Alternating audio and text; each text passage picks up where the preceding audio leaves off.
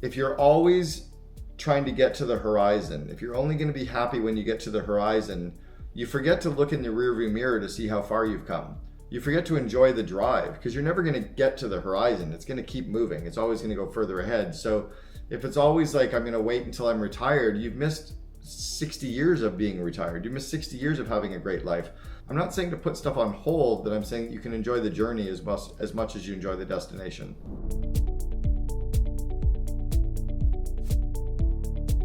I was groomed as an entrepreneur. I was raised by a father who was an entrepreneur and two sets of grandparents that were entrepreneurs. So my brother, my sister, and myself have all run our own companies for between 17 and 25 years. I had always kind of thought of entrepreneurship as a journey that I really should be going after, and that we were always taught that having a job was really a bad idea. I'm a dad, I'm a global nomad. My wife and I have been traveling around the world for the last 3 years, and I run an organization called the COO Alliance, which is a large mastermind community for the second in command. I have a course that I launched called Invest in Your Leaders, which is how you grow your leadership team skills. I've written 6 books, and I've also been paid to speak in 28 countries, soon to be 29, and I've been paid to speak on every continent, including Antarctica. I opened the West Coast of the United States for college pro painters. In fact, I was just down there. I opened up Washington and Oregon for college pro painters, did some recruiting in Idaho as well. I was then a partner in the franchising group for what is now called Gerber Auto Collision in the United States and was Boyd Auto Body in Canada. We built that company up and took it public. And then I was also hired as the president of a private currency company that we built and sold back in 2000. And then I joined my best friend Brian. He was building out what was called the Rubbish Boys. I joined him and changed the name over to 1-800-GOT-JUNK, and I joined him as employee number 14. I was the second in command, his chief operating officer, and we grew the company out to $106 million in revenue in 6.5 years, 3,100 employees system-wide. We were operating in 4 countries, 330 cities. But I left that company 17 years ago, so I've been working behind the scenes with clients now in about 25, 26 countries all over the world. The current COO, Eric Church, has been with them now as the COO for 13 years. Eric and I started a fraternity together in Ottawa, Canada in 1987. I was president the year 1, Eric was president the second year, and now here we are 35 years later, and he's the COO of 1-800-GOT-JUNK, and I was there in the early days. What's amazing is he would have been horrible in the first 7 years, and I would have been horrible from the 100 million to the 450 million. We were really there with the right CEO match, but we were there for the right season of the organization for our skill sets to match up.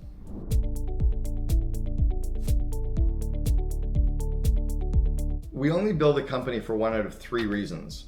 Either to put a kind of stake in the ground or a flag in the ground to say that we've accomplished something, right? We're trying to get praise finally. We're trying to prove that we're not stupid because we were told we were stupid in school. We're trying to do something and say that we accomplished it. So that's number 1.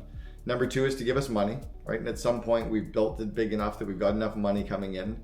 And number 3 is to give us free time, right? To allow us to do what we want, when we want, wherever we want.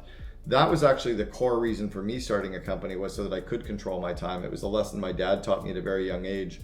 What happens to most entrepreneurs, or many entrepreneurs, is they lose sight of who they are as a person, right? They don't have any hobbies. They don't have any things that they're chasing. They're not trying to learn anything, and they keep telling themselves, oh, my business is my hobby. Well, then your hobby sucks, because I don't want to hear about your hobby.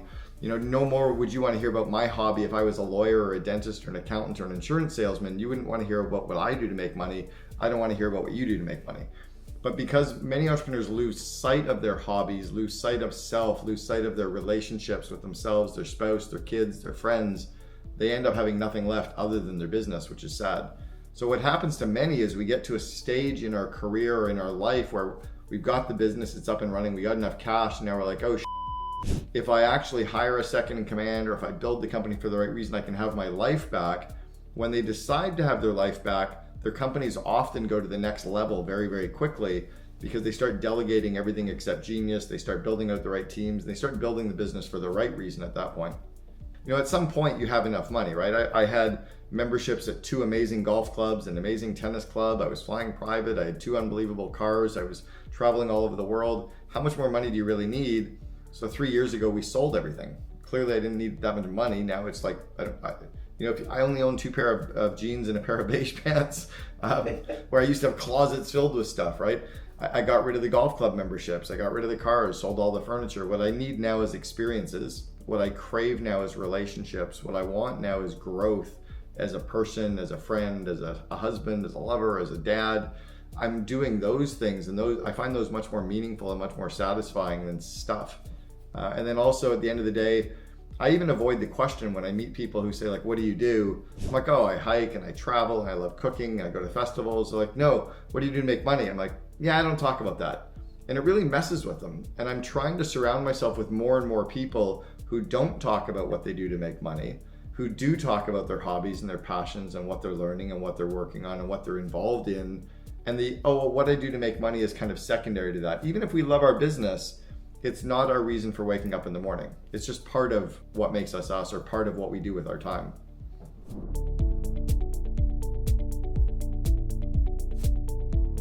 And none of this shit actually matters.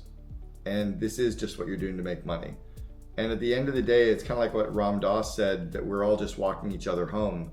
At the end of the day, if you don't decide to do other things with your life, at some point, it is the end of your life. Like, I'm sorry, regardless of whether you have a plan or not, you are going to die, right? So why not decide to have the best possible life that we can? Why not engage in the best hobbies and have the most fun and connect with the best people, instead of getting sucked into the day-to-day of our business, or getting sucked into the day-to-day of social media, or watching reality TV, or kind of being bored, right? That was one of the reasons why my wife and I decided to sell everything. Was there's so much out there to explore, there's so much out there to see, there's so much out there to be excited about and to try and to experience. I would rather go through that as my life's journey. And maybe I'm also finally understanding life. My dad passed away a year and a half ago. My mom died 20 years ago. I was 35 years old and experienced death for the first time when my mom died. Actually, I was 37. So I really didn't have a good understanding of how fragile life is and what life was all about until maybe I was, approaching middle age. And what's interesting is that's very European to spend time with friends and family and hobbies. It's very, sadly, very North American to be so obsessed with working and what we do for work. My wife and I have been to 49 countries in the last 3 years. And so we have a very global perspective on life and what life can mean. And the rest of the world doesn't obsess about what they do. And then they're, by the way, extraordinarily successful in their careers, but they don't obsess about it. It's not their reason for waking up in the morning. It's part of who they are. Well, what's really interesting is to observe what a different class or a different group of people, a different cohort of people think of work. And it's kind of the blue collar working class. They don't bring home work with them. They don't work nights. They don't work weekends. They go to work, they put in a fair day's work for a fair day's pay, they shut the door, and they go and have a life. And they spend time with friends, spend time with family, with hobbies, with activities, or maybe social media or whatever else they're doing after hours, but they're not obsessed with work. And I think this obsession with work and this workaholic thing, I think it's certainly breaking. And I think COVID gave us some of that back, where we were forced to be around friends and family a little bit more. And a lot of people liked the taste of that, which I think is really good. And then I think the other part is we're no longer spending time driving to an office and driving back from an office, which for many have given us some of our freedom back too, some of our time back.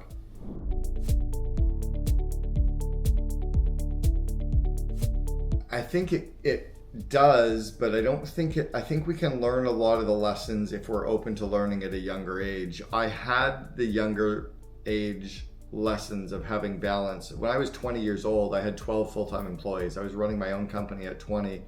And my dad got me to re-engage with some of my hobbies and activities when I was 22, the third year of running my business. I started playing more golf and windsurfing and spending more time out in the lake and with friends, and a little more time of delegating and getting the business to run itself. But I also developed some very bad habits of becoming and getting more energy from work. I found that having connections with friends was hard. So instead of learning that and working on that, I defaulted back to work. So I think I've gone through those migrations, and I think I told myself some of the lies earlier on that, I needed to work hard. I had a stage in my career in business when I was building companies. In fact, it was even in the first couple of years of 1-800-GOT-JUNK and the 3 companies prior, where I was playing a lot of intramural sports. I was playing rollerblade hockey, ultimate frisbee on a couple of teams, beach volleyball. Like, I was playing sports a few days a week. I was running more. I was hiking more. I think I was definitely more engaged in activities, but that was pre-internet, pre-cell phone, kind of being tethered to our business. And I think we're having to relearn some of that. I think the the true addictive nature of technology has pulled some of us even back further into that abyss or into that dark hole more than we even are aware. I remember both my grandfathers were entrepreneurs, and they were able to go play golf, but they didn't have a cell phone to check in on work. So they disconnected for 5 hours and hung out with their friends, and they were very present. So I think we're lying to ourselves about the work hard part, because we can go back a generation and they certainly worked hard, but I think they had more balanced lives than we do now, probably because of technology. So we need to learn that skill. This Friday night, my wife and I are off to a 1-week cleanse, doing a full body cleanse. We're working on all these nutritional stuff. We're doing yoga and meditation and mindfulness stuff, lots of dietary stuff, but we're also going on a full technology cleanse for 7 days. So no laptops, no iPhones, no televisions at all for 7 days. So that's going to be really intriguing to see how that full detox goes with everything. But I think it's needed. And I think that's something, it's one of the reasons why we run companies, is to give ourselves that free time, but we forget that it's then about us taking that free time, right? It's about allowing our employees to run the company for us and delegating everything except genius, and giving them the freedom to actually scale and to work on themselves, and even to delegate more to them and spend time growing their skills and growing their confidence, so that we don't feel we need to be as involved in the day-to-day. I wrote a 4-page description of my life 3 years from now. I called it my personal vivid vision. And then my wife and I wrote a 4 or 5-page description of our relationship together, every aspect of how we wanted to show up 3 years from now. So we're reverse engineering that. I think employees need to do that as well. Employees need to decide, who do they want to be as a dad, as a friend, as a lover, as a person, as, how do they want to, what kind of hobbies do they want to be engaged in, and really start thinking about their lives more intentionally. I think we're often going through this journey and we kind of wake up one day and go, oh shit, I got old. No one's forcing you to do that, right? No, I think if we can slow it down and say, begin with that end in mind, as Stephen Covey talked about, right? Decide where we're going and reverse engineer that. I was shown at a very young age to build your plan and work your plan. It's like plan your life and then reverse engineer that and figure out how to make that come true. It's also more exciting to be able to do that. It also allows you to really be much more focused and much more intentional in your work if you don't give yourself 80 hours a week to do it. You can only sit on one toilet at a time, and if you try to sit on more than one toilet, it gets kind of messy. There's actually some systems in place to run multiple companies, and if entrepreneurs would follow those core systems, you can have multiple companies up and running and run them successfully, but you need to make sure that you have that systematic approach for each of them.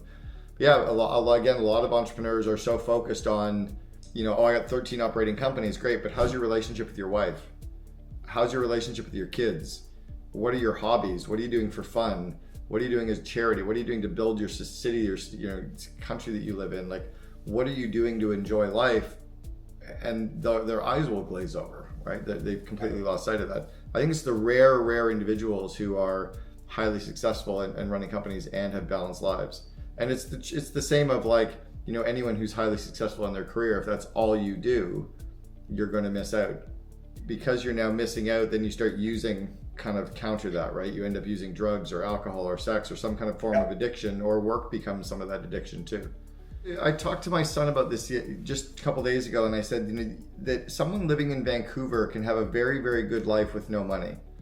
You can go hiking for free and go to tons and tons of great hikes. I mean, you can take the bus there, or you can drive there. You have a base money to cover basic needs, but you don't need to have millions of dollars to go traveling around the world. You can go travel around British Columbia. You can go explore in your own city. You can go to the galleries and the museums and theater, and go watch the performances and go check out all the street art. And you can go explore the food in different parts of the city. You can go check out all of the street food in different parts of the city. There's so much that you can learn on YouTube and on Google and on Wikipedia that you can actually decide to learn hobbies. But again, most people don't do that. They end up getting sucked back into the day-to-day, or they get sucked back into social media. I think we have to decide what we want our life to be like, and we have to go make that happen. And then also try to find people that are already doing it, that you're inspired by. It's kind of like a person who says, oh, I can't climb Mount Everest. Well, what about the guy that just climbed Mount Everest had one leg, right? Or I can't do that. Well, what about the guy that has no arms and no legs and is traveling around the world speaking? What about that guy? Or, well, I can't do that. What about the blind person that just ran? We give ourselves all these excuses and then we just don't try. Yeah, I think it's a real cop-out to say, well, it's easy for Cameron because he has money. I was traveling around the world in 1991. I did 18 countries by myself in 1991 with a backpack, and I stayed in youth hostels. And I see parents now traveling with kids under 8 years old, staying in hostels and doing it on a budget. I think it's an excuse. Just as it was an excuse when I used to say, I have to work tonight to catch up. That was bullshit. I had nothing to catch up. Whatever work I got done, I was going to have more work tomorrow. I was going to set more goals, buy another company, spin off a division, grow. I always had more to do. What I was doing was avoiding relationships, avoiding pain, avoiding insecurity, avoiding the problems.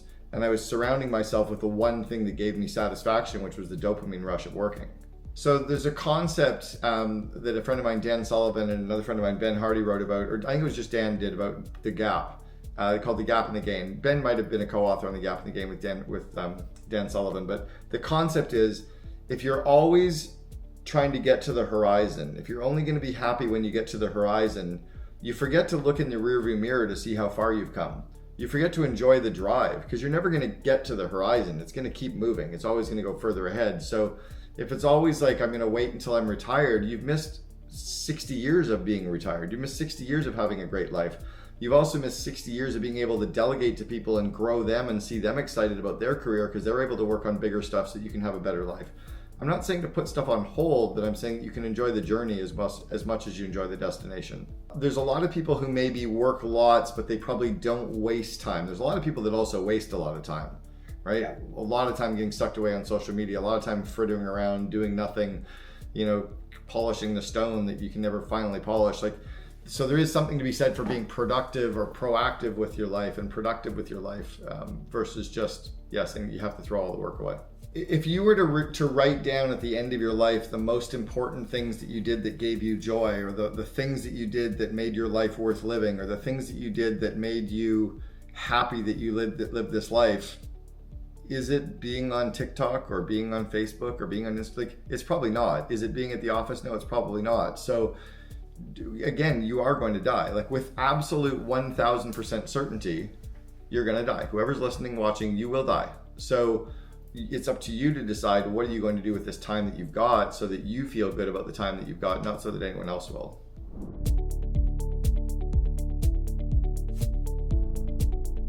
The starting point is to craft a 4 or 5 page description of you. How do you show up as a dad, as a friend, as a lover, as a son, as a spouse, as a person in your society? What do you do for fun? What do you do for learning? What do you do to enjoy life? What are you doing for your hobbies? What are you doing for fitness? What are you doing related to your diet and health? Describe all of those things and write a description of you 3 years from now.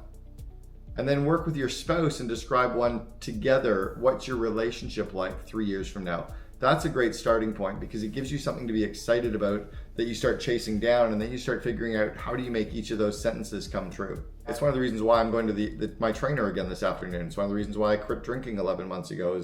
These things are aligned. I need to make decisions aligned with where I'm going, not just out of habit, right? The fact that I was drinking a bottle of wine every single day for 6 years was stupid, and I was waking up tired. I didn't have good energy. I wasn't showing up as a good dad. I wasn't showing up as a good lover. I wasn't showing up as a good husband. I was kind of lethargic, and that's not okay. I didn't like that, so I got rid of that. Now I'm making better decisions, right? Going to a gym, I feel healthier. I've got a healthy mind and a healthy body. I'm excited.